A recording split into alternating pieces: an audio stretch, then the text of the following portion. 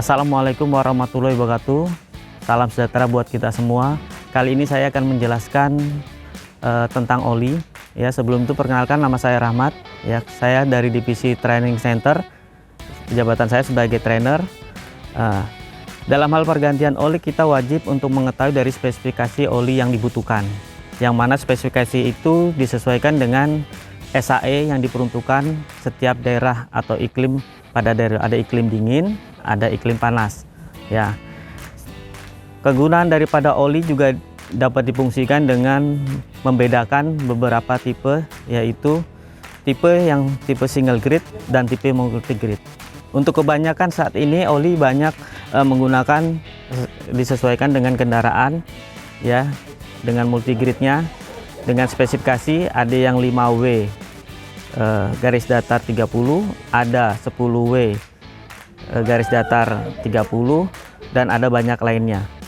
Nah, untuk kali ini saya akan menjelaskan tentang kendaraan kita dari PT Transkonjaya terhadap oli yang kita gunakan. Ya. Untuk oli yang kita gunakan yaitu dengan 5000 kilo bersamaan pergantian oli mesin beserta filter olinya. Untuk kendaraan-kendaraan yang banyak beroperasi dengan regulasi spesifikasi oli yang dibutuhkan, yaitu ada kendaraan yang dengan jarak tempuh 5000 km dengan masa pemakaian 3 bulan. Kemudian ada juga 10.000 km dengan masa pemakaian 6 bulan. Nah, ini disesuaikan dengan spesifikasi oli yang diperuntukkan. Jangan sampai kita melewati dari batas yang telah ditentukan. Karena apa? Karena akan mengganggu performa daripada mesin itu sendiri. Bahwa kita tahu fungsi dari oli yang terutama adalah untuk melumasi komponen-komponen mekanisme yang bergerak pada mesin.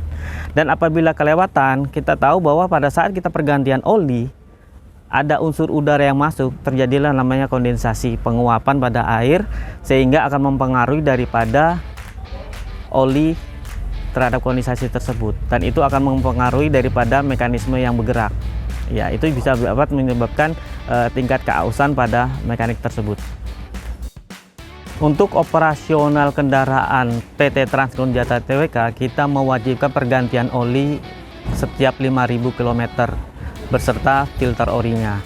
Kenapa demikian? Karena kita tahu mobil PT Transkonjaya beroperasi di pertambangan yang tingkat debu, kemudian iklim dan medan operasional yang berat, maka disarankan dan mewajibkan setiap 5000 km dan filter olinya diganti. Nah, untuk rekan-rekan pengguna kendaraan, setiap pergantian oli jangan membedakan atau mencampur oli dengan oli yang sebelumnya dipakai. Usahakan dengan satu merek kendaraan. Apabila menggunakan dengan berbeda merek, wajib untuk dilakukan flushing dengan menggunakan zat chemical lain sebagai pembersih, sebagai penjaga performa daripada mesin tersebut agar tidak terjadi masalah-masalah yang tidak diinginkan. Kita tahu mesin adalah bagian terpenting pada suatu kendaraan. Kemudian hal-hal apa saja sih resiko yang akan terjadi jika kita melalaikan pergantian oli sesuai dengan durasinya atau lewat daripada waktu yang telah ditentukan berapa ribu kilometer, ya, akan menyebabkan kerusakan bagian-bagian mekanisme, khususnya di bagian komponen engine, ya, crankshaft, mekanisme gerak terhadap komponen metal, ada metal jalan, ada metal bulan. Kemudian pada silinder terjadi keausan pada dinding silinder termasuk ring pistonnya. Kemudian akan kerusakan juga pada mekanisme katup yang bergerak. Hal inilah yang sangat tidak disarankan buat para pengguna dan diwajibkan sesuai dengan kilometer atau bulan yang telah ditentukan. Sebelum kita mulai pergantian oli, mekanik wajib menggunakan APD, pelindung kepala, helmet, kacamata, sarung tangan, safety shoes. Sekarang kita akan melakukan proses pergantian oli sesuai dengan langkah-langkahnya. Baik sobat, saya sedikit akan menjelaskan proses langkah-langkah pergantian oli mesin. Ya, yang pertama kita harus tahu kendaraan tempatkan di posisi yang datar, atau kalau ada lift, gunakan lift, ya, yang mana lift strip itu sudah dipastikan untuk menunjukkan kerataan daripada posisi kendaraan. Kemudian siapkan, ya, bak penampungan oli tempatkan pada baut pembuangan. Kemudian langkah berikutnya adalah kita buka tutup pengisian oli, kemudian mencabut sedikit stik oli. Ya, setelah itu kita buka baut tap oli.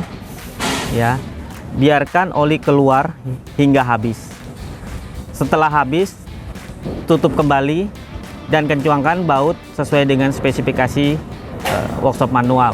Setelah itu kita lepas filter oli. Ya, pada saat kita melepas filter oli, jangan sampai oli keluar, ya, yang menyebabkan oli bercecer di sekitar bak oli, karena itu membuat kekotoran pada lantai stall di workshop. Setelah itu bersihkan bagian dudukan daripada filter oli, ya, dengan lap. Pasang oli, filter oli, ya, pada dudukannya. Sebelumnya kita oleskan sedikit pada karet filter oli, pasangkan hingga rapat dan kencangkan sesuai dengan spesifikasi kekencangan filter oli tersebut. Setelah filter oli sudah terpasang dengan benar, ya, kita lakukan pengisian oli sesuai dengan jumlah oli yang dibutuhkan. Ya, isi oli hingga cukup, dan untuk memastikannya kita cek dengan menggunakan stik oli sesuai dengan batas levelnya.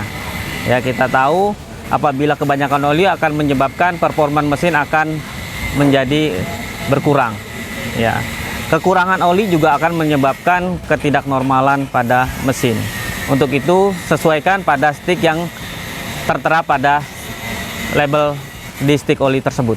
Setelah level oli sudah cukup, maka kita pasang dan rapatkan tutup oli sesuai peruntukannya dan kencang, jangan sampai terlepas. Kemudian stik oli juga kita kembalikan ke posisinya. Ya, untuk pekerjaan oli ini, ya, bisa dilakukan setiap 5.000 km dan kelipatannya. Demikian pengecekan dan pergantian oli, semoga bermanfaat. Untuk itu jangan lupa like, comment, and subscribe channel YouTube PT Transkon Jaya Tbk. Jaya, jaya, jaya.